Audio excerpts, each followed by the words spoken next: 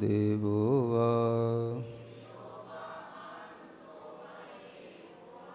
भूतो तावदि कालं लहदि सुहम इंद्रियं विविहम्। पढ़ेगा। जुत्तो सुहेण आदा तिरियो वा मानुसो व देवो वा।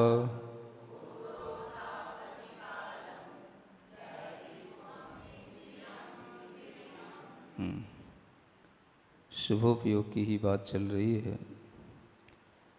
जुत्तो सुहेण आदा, आदा यानी आत्मा, जो शुभ से युक्त है, मतलब शुभोपयोग से युक्त है, जिसका आत्मा शुभोपयोग के साथ में है, ऐसा वह आत्मा तिरियो व मानुसो व देवो व। वह आत्मा तिर्यंच भी हो सकता है, मनुष्य भी हो सकता है और देव भी हो सकता है। और ये सब होकर के भूदो माने उस रूप होकर के तावदि कालम लहदि सुहम इंद्रियम विविहम, जितने काल तक यह इस रूप में रहता है उतने काल तक वह अनेक इंद्रिय सुखों को प्राप्त करता है। यहाँ ये बताया जा रहा है कि जो आत्मा पहले शुभोपयोग के साथ में था, और अगर वह शुभोपयोग के फल से पहले अगर मान लो त्रियंश आयु का, मनुष्य आयु का बंद कर चुका हो, तो उसके लिए भी ये त्रियंश और मनुष्यों के सुख प्राप्त होते हैं, और जो अनेक प्रकार के सुख प्राप्त होते हैं। वैसे तो सम्यक दृष्टि का शुभोपयोग कभी भी उसे त्रियंश और मनुष्य गति में यहाँ से नहीं ले जाएगा। मनुष्य से कभी भी कोई भी सम्यक दृष्टि जीव होगा तो वह देव ही बनता है। तो यहाँ पर जिसने सम्यक दर्शन का पालन किया है, यहाँ पर जो शुभोपयोगी रहा है, वह मरण करके कौन सी गति को प्राप्त होता है? देव गति को। तो वहाँ पर उसे देव गति के ही सुख मिलते हैं। फिर भी यहाँ कहा जा रहा है कि तिर्यंच और मनुष्य गति को भी यह जीव शुभोपयोग से युक्त होकर के प्राप्त कर लेता है। तो क्यों कहा कि ऐसा भी होता है कि सम्यक दर्शन होने से पहले जीव आयु का बंध कर लेता है। तिर्यंच आयु का बंध कर लिया, आयु का बंध पहले हो गया था, सम्यक दर्शन बाद में प्राप्त किया। मनुष्य आयु का बंध पहले हो गया था, सम्यक दर्शन बाद में प्राप्त किया। तो जो आयु का बंध हो गया है, वो आयु का बंध तो उसके लिए अब टूट नहीं सकता, वो तो उसे भोगना ही है। अब त्रियंच आयु का बंध पहले कर लिया था, बाद में सम्यक दर्शन के परिणाम आए, शुभोपयोग आया, और शुभोपयोग के फल से अब क्या बनेगा वो? अब भले ही यहाँ पे मनुष्य है, लेकिन जिसने पहले आयु का बंध कर लिया है, तो अब क्या बनेगा? बनेगा तो तिर्यंच ही बनेगा, है ना। सम्यक दर्शन फिर क्या करेगा? शुभोपयोग से जो पुण्य प्राप्त हुआ है वो क्या करेगा? तो आचार्य कहते हैं वह पुण्य उसको त्रियंच गति में भी अच्छी त्रियंच गति में ले जाएगा। अच्छी से मतलब हाँ, जहाँ पर दुख नहीं होगा। त्रियंचों में भी ऐसी गति, ऐसी परिणति कि जहाँ पर कि उन्हें दुख की प्राप्ति न होती हो। तो ऐसे जीव फिर भोग भूमि के त्रियंच और मनुष्य बन जाते हैं, है ना। भोग भूमि के त्रियंच और मनुष्य बन जाएंगे। तो भोग भूमि में किसी भी प्रकार का कोई कष्ट नहीं होता, और वहाँ पर जो है वो इंद्रिय सुख का ही उपभोग करते हैं। और फिर वह भोग भूमि से भी जब मरण को प्राप्त होते हैं तो नियम से फिर वो देव बनते हैं। भोग भूमि के भी देव जीव होते हैं। तो इस तरह से शुभोपयोग का फल उन्हें आगे आगे मतलब इंद्रिय सुख को देने वाला बना रहेगा, ये कहने का तात्पर्य है। इससे यह भी समझना चाहिए कि यहाँ पर ये लिखा है कि भूदो तावदि कालम, उतने काल तक वह उस इंद्रिय सुख को भोग करके रहता है। उतने काल तक का मतलब जितने काल तक वह इन पर्यायों में रहेगा तब तक उसे इंद्रिय सुख मिलेगा, है ना। जितने काल तक का मतलब जो इन पर्यायों का समय है, यानी ये हो गया जब तक वह शुभोपयोग के फल से इंद्रिय सुख को प्राप्त करके अन्य अन्य पर्यायों में अपना समय निकालेगा, तब तक वह कहीं पर भी दुखी नहीं रहेगा, सुखी ही रहेगा। ये शुभोपयोग ने रक्षा कर दी, किससे? दुख से रक्षा कर दी। लेकिन फिर भी इंद्रिय सुख भी एक तरह का दुख ही है, ये आगे बताया जाएगा। लेकिन वर्तमान में इतना जरूर है कि उसे इंद्रिय सुख मिलने से उसके लिए जो इंद्रियों का दुख मिलता वो नहीं मिलेगा। अब देखो यहाँ पर तिर्यंच और मनुष्य पर्याय को तो ले लिया, नारकी पर्याय नहीं ली, है ना। नारकी पर्याय नहीं ली, जबकि नरक गति का, नरक आयु का बंद करके भी बाद में सम्यक दर्शन प्राप्त कर सकता है। तो अब वहां पर उसका सम्यक दर्शन उसे नरक गति में सुख नहीं देगा। क्या समझ में आ रहा है? हाँ, नरक गति में तो सुख मिलना संभव ही नहीं है। तो वहां सम्यक दर्शन क्या कर लेगा? वहां का यहां पर जो सम्यक दर्शन होगा, शुभोपयोग होगा, तो उससे वहां पर जाने के लिए उसकी जो आयु होगी वह आयु कुछ कम हो जाएगी। सम्यक दर्शन के साथ मरण करने वाले जीव की आयु अधिक नहीं रहेगी, लंबे समय तक वह दुखी नहीं होगा। दुखी तो रहेगा क्योंकि नरक आयु को तो कोई छुड़ा सकता नहीं, इसलिए नरक का यहां पर वर्णन नहीं किया।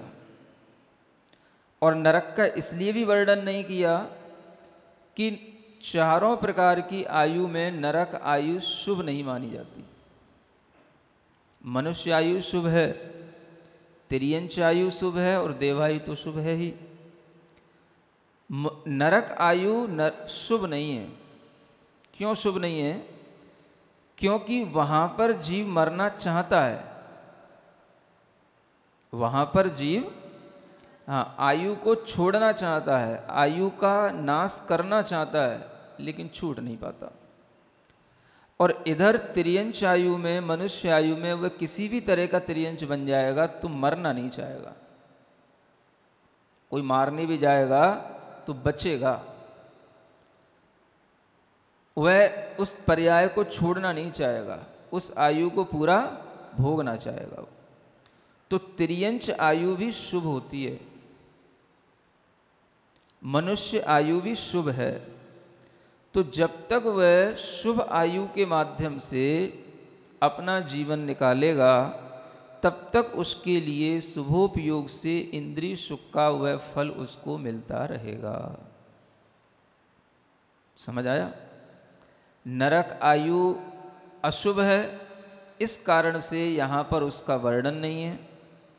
और नरकों में जाने से सम्यक दर्शन भी इतना ही हेल्प कर पाता है कि बस उस नरक की आयु कम कर सकता है, लेकिन नरक आयु को बदल तो कोई भी नहीं सकता। सम्यक दर्शन ने वहाँ पर भी आयु नहीं बदली थी, तिर्यंच और मनुष्यों की भी, तो यहाँ भी कैसे बदल सकता है? तो सम्यक दर्शन कभी आयु बदलने का काम तो करता नहीं। उसी आयु में जितना संभव है उतना आपको सुख दे सकता है। शुभोपयोग का यही काम है। भोग भूमि का मनुष्य बन गया, भोग भूमि का तिर्यंच बन गया, सुखी सुख है।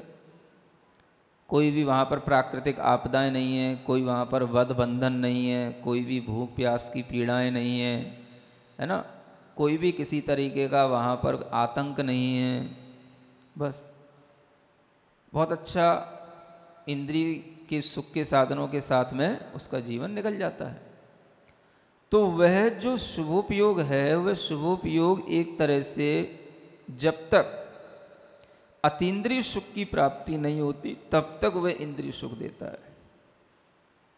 इंद्रिय सुख कब तक मिलेगा उससे?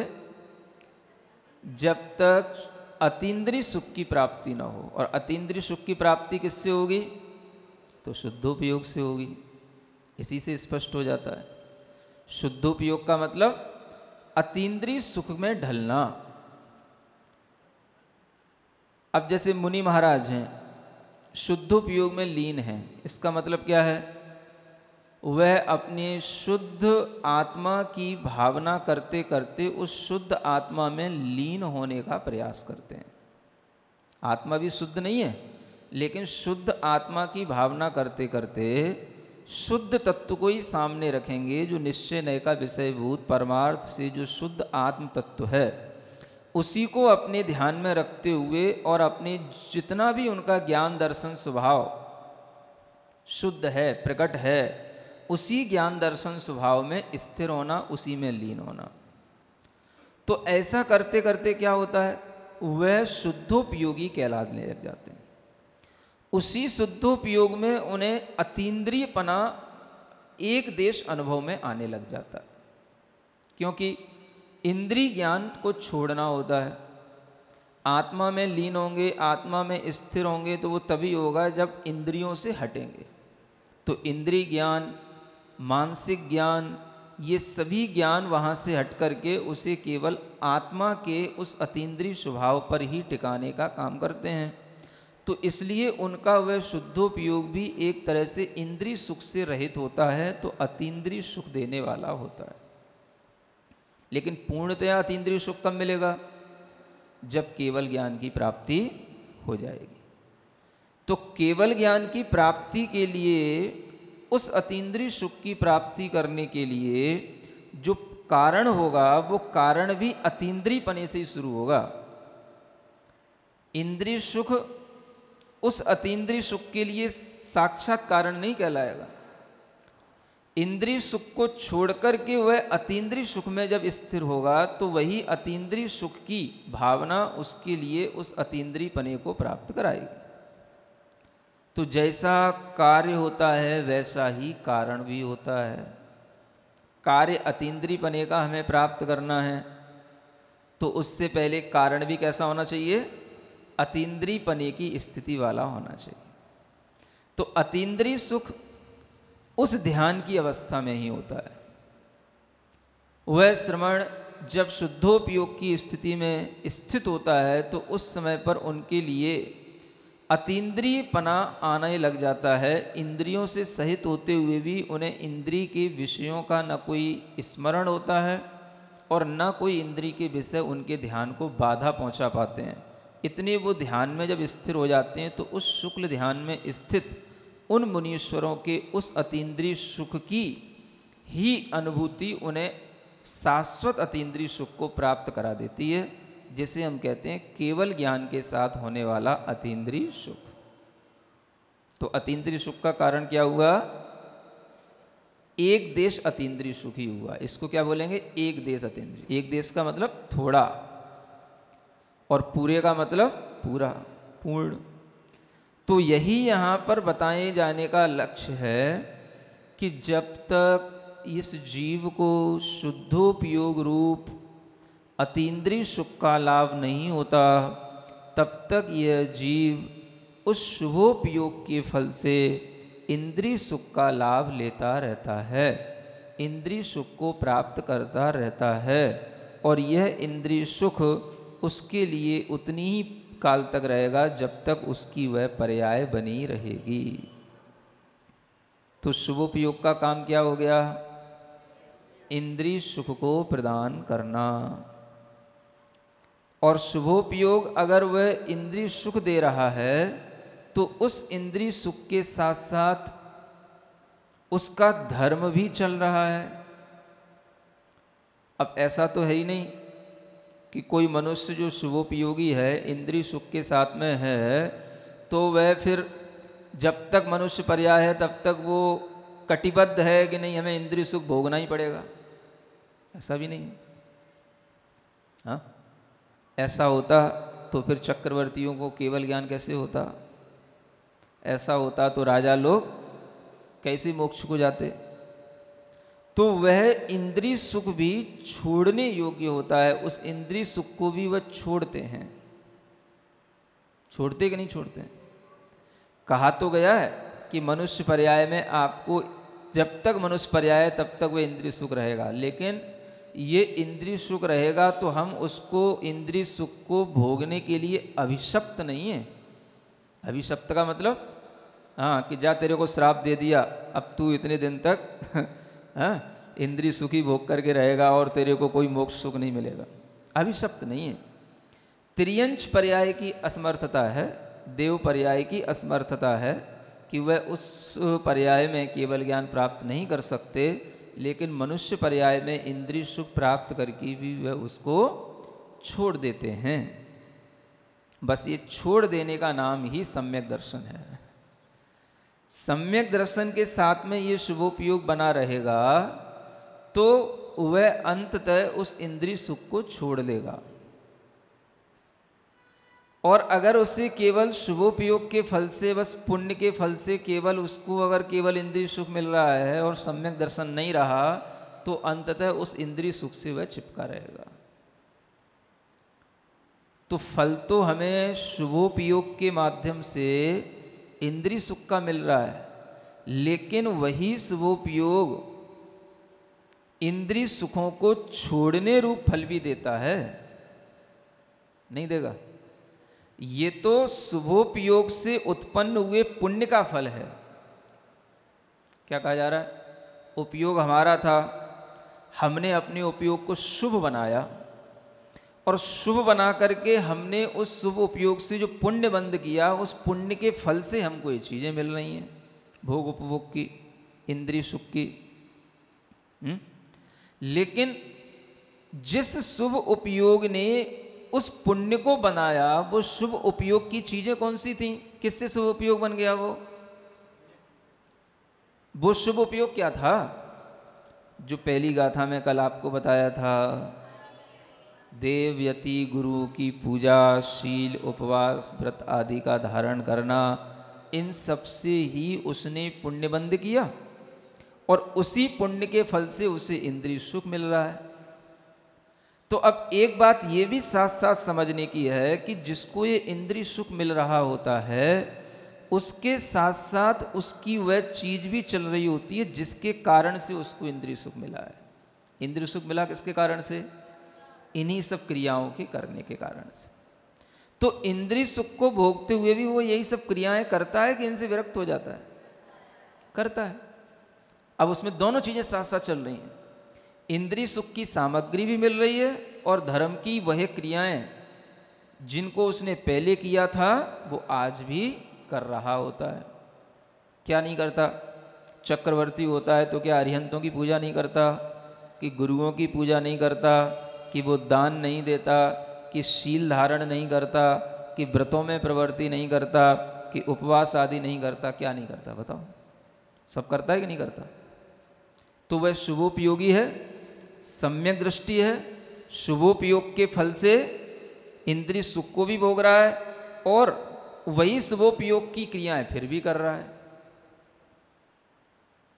आप जैसा समझदार होता तो क्या करता? आप जैसा समझदार मतलब समझ रहे हो ना, कि जब शुभोपयोग से ये केवल इंद्रिय सुख ही मिल रहा है, तो अब हम शुभोपयोग की क्रियाएं क्यों करें? क्योंकि आगे फिर इनसे वो इंद्रिय सुख मिलेगा, इसलिए इस इंद्रिय सुख को तो हमें छोड़ना है। कब तक इंद्रिय सुख प्राप्त करते रहेंगे? हमें नहीं चाहिए इंद्रिय सुख।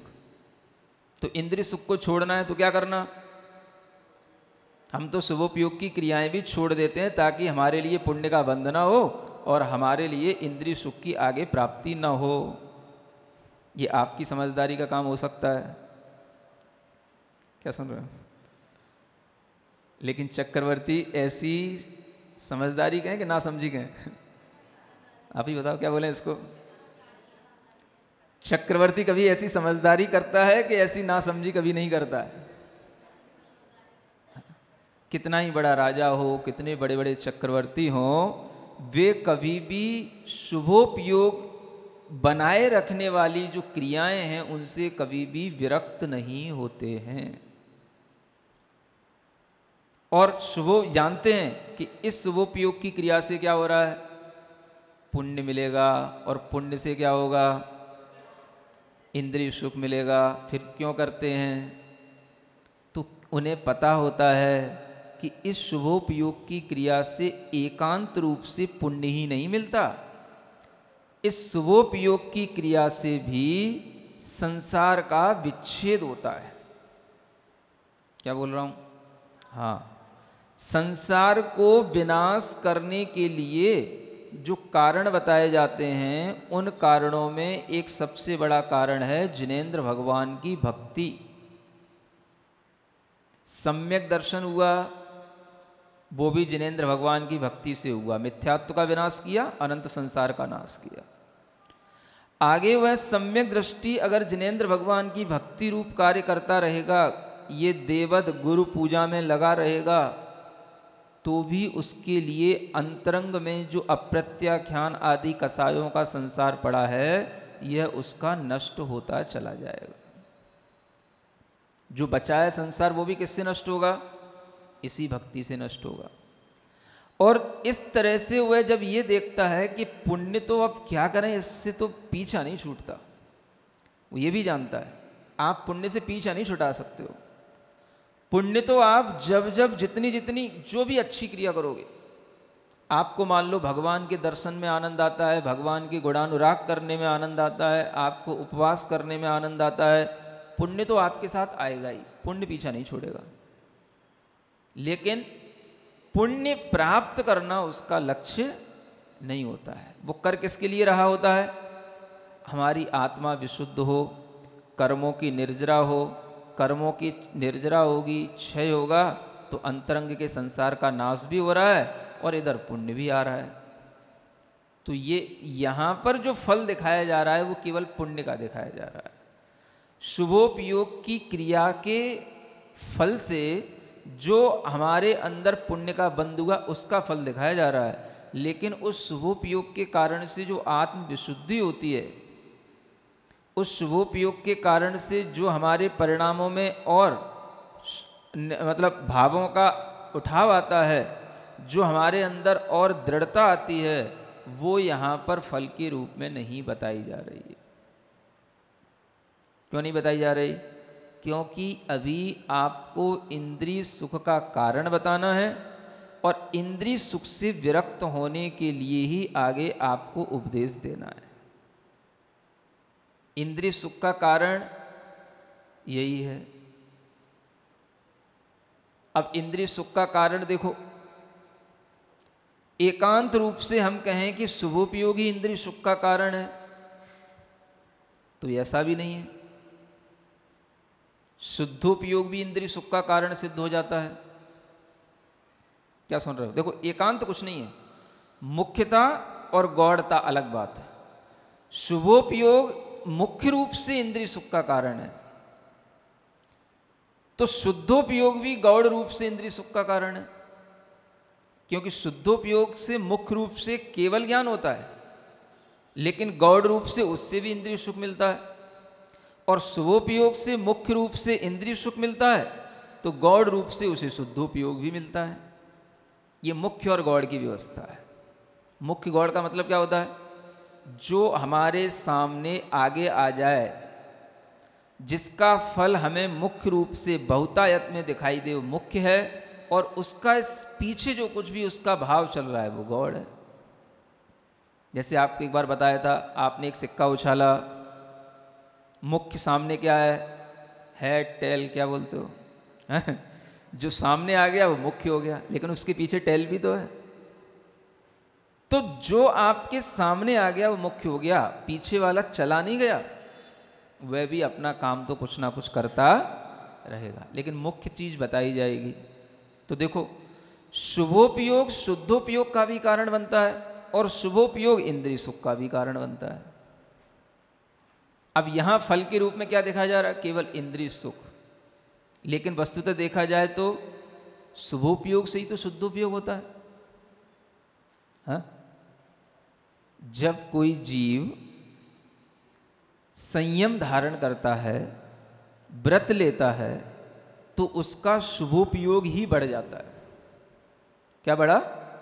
शुभोपयोग बढ़ा, कर्म की निर्जरा हुई, और फिर वही शुभोपयोग उसकी जो क्रिया में पड़ा हुआ है, वह उस शुभोपयोग की क्रिया को छोड़कर के भी जब अपनी आत्मा का ध्यान करने लग जाता है, तो वही उसके लिए शुद्धोपयोग का कारण बन जाता है। शुभोपयोग नहीं समझ आया?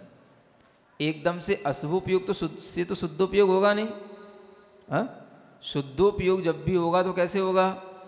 शुभोपयोग से ही होगा, क्योंकि ये क्रम है। अशुभोपयोग पहले छोड़ो, शुभोपयोग में आओ, शुभोपयोग को भी छोड़ो, शुद्धोपयोग में आओ। तो शुभोपयोग छोड़ने का मतलब क्या है? ऐसा नहीं कि उसका हमें संकल्प लेना है, जैसे अशुभोपयोग का हम संकल्प लेते हैं कि हमने 5 पापों का आज से हम संकल्प ले रहे हैं, हम त्याग करते हैं। ऐसे शुभोपयोग को छोड़ने का संकल्प नहीं लेना पड़ता है। क्या संकल्प लोगे? आज से मैं देव गुरु की पूजा नहीं करूंगा, इसका मैं संकल्प लेता हूं। कई लोग कहते हैं शुभोपयोग छोड़ोगे तब शुद्धोपयोग आएगा। अब उन्हें छोड़ने का मतलब ही नहीं मालूम। समझ में आ रहा है? शुभोपयोग छोड़ोगे तब शुद्धोपयोग आएगा। अब ये तो बात कॉमन सेंस की है, दो चीजें एक साथ तो हो नहीं सकती, दो उपयोग एक साथ तो चल नहीं सकते। जब एक आ गया तो दूसरा तो छूट ही गया। शुद्धोपयोग है तो शुभोपयोग तो छूटा ही है। लेकिन वो क्या कहते हैं कुछ लोग, शुभोपयोग छोड़ोगे तो शुद्धोपयोग आएगा, जैसे अशुभोपयोग को छोड़ा है तब शुभोपयोग आया है। बस ये गलत, ये उपमा गलत हो गई, ये सिद्धांत गलत हो गया। अशुभोपयोग को जैसे हमें बुद्धिपूर्वक छोड़ना होता है, यम पूर्वक छोड़ना होता है, जीवन पर्यंत के लिए छोड़ना होता है, ऐसे कभी भी शुभोपयोग को जीवन पर्यंत के लिए छोड़कर कोई बिरला ही बैठ सकता हो। उसको बैठने का कोई नियम नहीं है, और बैठ भी जाएगा तो शुद्धोपयोग जिंदगी भर तो चलेगा नहीं। नहीं समझ आया? मान लो हमने ऐसा कभी आपको किसी शास्त्र में पढ़ा मिला है? कहीं ऐसा लिखा मिलेगा कि आज से, जैसे व्रतों के लिए तो उस मिल जाएगा कि आज से मैं पाप को छोड़ता हूं, है ना, अव्रतों को छोड़ता हूं, हिंसा आदि 5 पापों को, 5 अव्रतों को, 5 चीजों को मैं जीवन पर्यंत के लिए छोड़ता हूं, और ये छोड़ने के लिए आपको शास्त्रों में लिखा मिलेगा कि इस व्यक्ति ने पाप छोड़े, इस व्यक्ति ने छोड़े। आप कभी ऐसा शास्त्र बताओ हमें, कोई पुराण में कोई ऐसा उदाहरण बताओ कि कहीं आचार्यों के द्वारा लिखी हुई ऐसी चीज बताओ कि जहां ये कहा गया हो कि अब वो मुनीश्वर कि वो शुभोपयोग को छोड़ करके, त्याग करके, संकल्प पूर्वक उसको छोड़ करके शुद्धोपयोग के लिए तैयार हो गए। ऐसा कोई उदाहरण आता? शुभोपयोग के लिए उनने संकल्प ले लिया हो, डिक्लेयर कर दिया हो कि आज से मैं शुभोपयोगी नहीं रहूंगा, शुभोपयोग का मैं आज से त्याग करता हूं, मैं तो शुद्धोपयोगी ही रहूंगा। कौन कर सकता है ऐसा? स्वयं ग्रंथ लिखने वाले आचार्य कुंद देव भी नहीं कर सकते हैं, और जो पॉसिबल ही नहीं है। शुभोपयोग कोई ऐसे त्याग करने की चीज नहीं है जैसे अशुभोपयोग त्याग किया था। शुभोपयोग तो शुद्ध भावना के साथ जब ढलता चला जाएगा, तो जिस समय शुद्धोपयोग में स्थिर हो गया, वह शुभोपयोग छूट गया। ये प्रक्रिया है। तो शुभोपयोग को छोड़ना नहीं पड़ता, शुभोपयोग अपने आप छूट जाता है जब वह जीव शुद्धोपयोग को प्राप्त कर लेता है। नहीं तो शुभोपयोग को छोड़ करके संकल्प भी लेकर के कोई भी व्यक्ति शुद्धोपयोगी कभी बन ही नहीं सकता है। मान लो कितने बड़े तीर्थंकर हैं, आदिनाथ भगवान है मान लो, हाँ, देखो कोई क्रिया नहीं कर रहे हैं, ना भगवान की पूजा करते, ना गुरु की पूजा करते, है ना, उपवास आदि में तो रखते हैं, लेकिन वो भी उनका लक्ष्य नहीं है। अब उपवास तो करना ही पड़ेगा, क्योंकि जब कोई क्रिया नहीं करनी है तो कुछ भी नहीं करना, तो उपवास तो होना ही है। नहीं समझ आ रहा है? तो उपवास भी उनके लिए ये नहीं है कि हमने शुभोपयोग कर रहे हैं इसलिए उपवास करना है। तो वो सब क्रियाओं को छोड़ करके बैठ गए, लेकिन फिर भी ये संकल्प नहीं ले सकते कि मैं शुद्धोपयोग ही करूंगा, क्योंकि शुद्धोपयोग संकल्प से नहीं होता है। शुद्धोपयोग आत्मा की भावना से और ध्यान की परिणति से होता है। जितना जितना आत्मा उसमें ध्यान के भाव में स्थिर होगा, उतना ही उसके अंदर शुद्धोपयोग का परिणाम आता चला जाएगा। और वह शुद्धोपयोग संकल्प पूर्वक इसलिए नहीं हो सकता क्योंकि जब तक आप ध्यान में स्थिर नहीं हो रहे हो तब तक भी आप क्रिया भले ही ना कर रहे हो, लेकिन उपयोग तो सुबह ही आ जाएगा बीच में।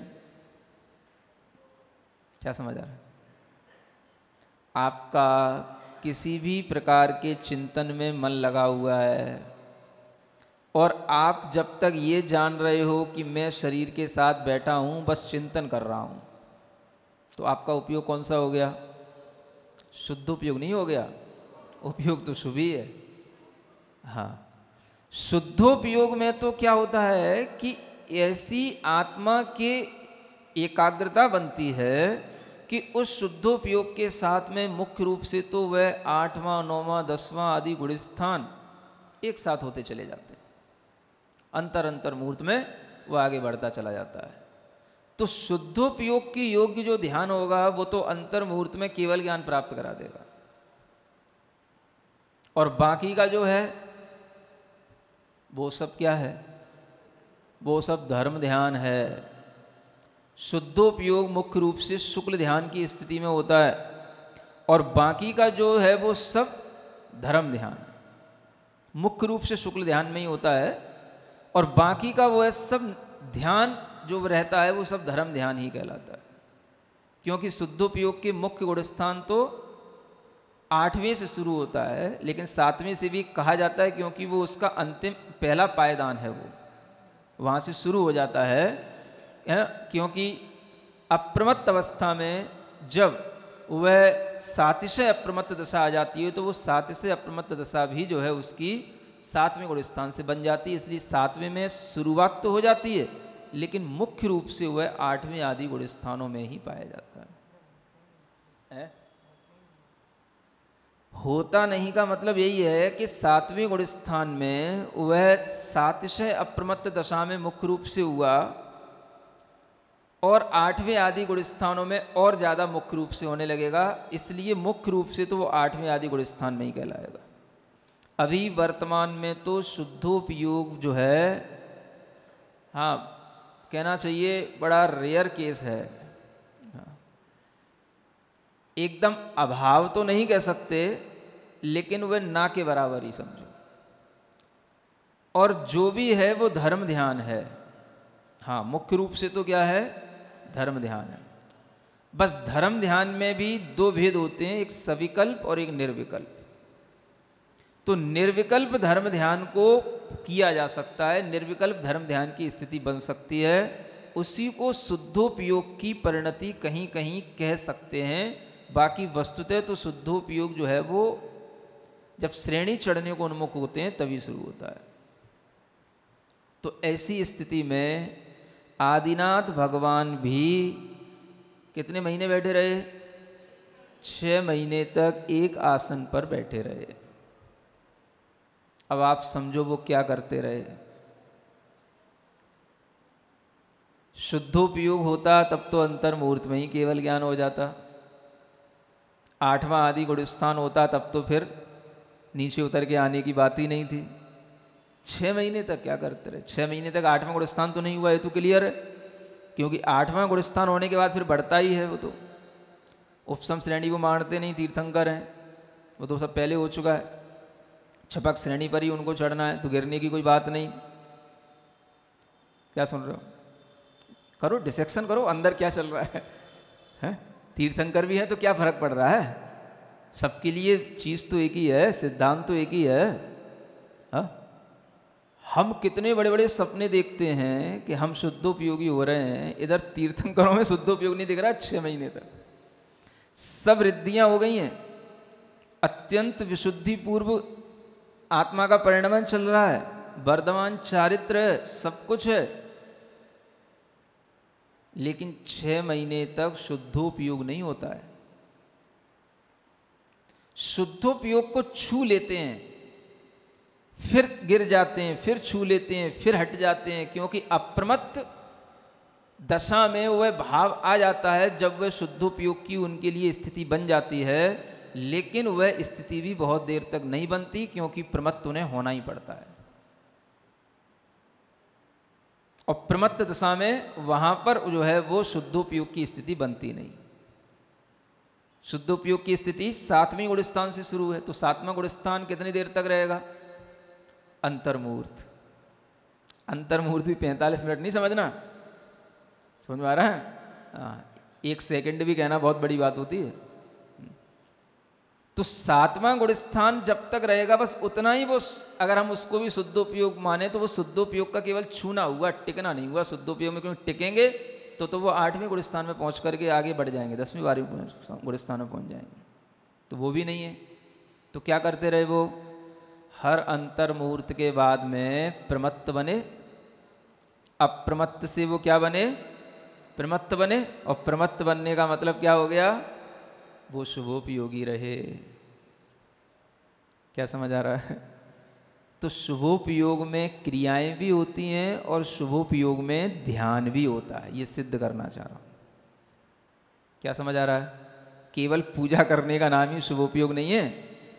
चौथे गुण स्थान में तो सम्यक दृष्टि जीव होगा तो इसके अलावा कर भी क्या सकता है? अगर वो पूजा ना करे, दान ना करे, है ना, और उपवास आदि क्रियाएं न करे तो उसके अलावा वो कर भी क्या सकता है? तो ये सब क्रियाएं उसकी शुभोपयोगी होती हैं। शुद्धोपयोग तो चौथे गुण स्थान में होता ही नहीं, 5वें में भी नहीं, 6वें में भी नहीं, और 6वां गुण स्थान तीर्थंकरों को भी हो रहा है। हर अंतर मुहूर्त बाद हो रहा है। लगातार उनके जीवन में जब तक उनके पास संयम रहा तब तक, जब तक कि केवल ज्ञान नहीं हो गया उससे पहले 6वां 7वां 6वां 7वां चल रहा है। अगर हम उनके अप्रमत्त को शुद्धोपयोग मान भी लें तो हर अंतर मुहूर्त में शुभोपयोग भी तो हो रहा है उनके अंदर, क्योंकि 6वें गुण स्थान में शुद्धोपयोग नहीं होगा। क्या सुन रहे हो आप? कुछ कई बार आप लोग इतना अधिक भाव, मतलब कहना चाहिए किसी के प्रति रख लेते हो कि आपको सिद्धांत भीतर क्या है उसकी भी जानकारी नहीं रह पाती है ना? हाँ, अब तीर्थंकरों की कोई बात बताएं भीतर की, तो आपको ऐसा भी लग सकता है कि महाराज कैसी बातें बता रहे हैं।